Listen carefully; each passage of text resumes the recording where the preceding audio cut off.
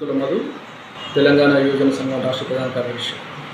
ఈరోజు Telangana Congress party MLC తీర్మానాలని party నుండి సస్పెండ్ చేయడాన్ని తెలంగాణ యువజన సంఘం తీవ్రంగా ఖండిస్తుంది.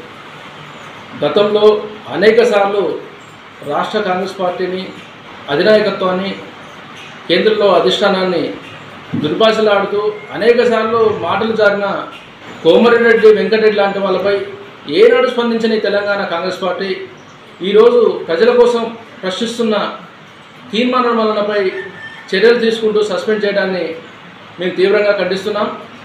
గతంలో ప్రశ్నించే గొంతులుగా చలామణి ప్రస్తుత ప్రభుత్వంలో పదవులు తీసుకొని పెదవులు మూసుకున్న వాళ్ళకంటే నిరంతరం అధికారంలో ఉండి ఎమ్మెల్సీ అయ్యి ఉండి కూడా ప్రజా సమస్యలపై ప్రభుత్వ లోపాలపై నిరంతరం ఎండగడుతూ ప్రజల పక్షాన గొంతు విప్పుతున్న తీర్మాన్ మల్లన్నని సస్పెండ్ చేయడాన్ని తెలంగాణ సమాజం కూడా వ్యతిరేకిస్తుంది.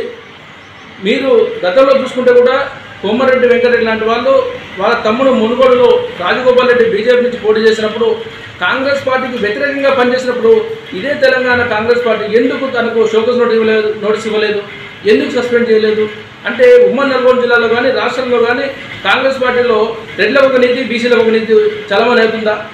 వెంటనే మేము తెలంగాణ యువజన సంఘం నుంచి డిమాండ్ చేస్తున్నాం.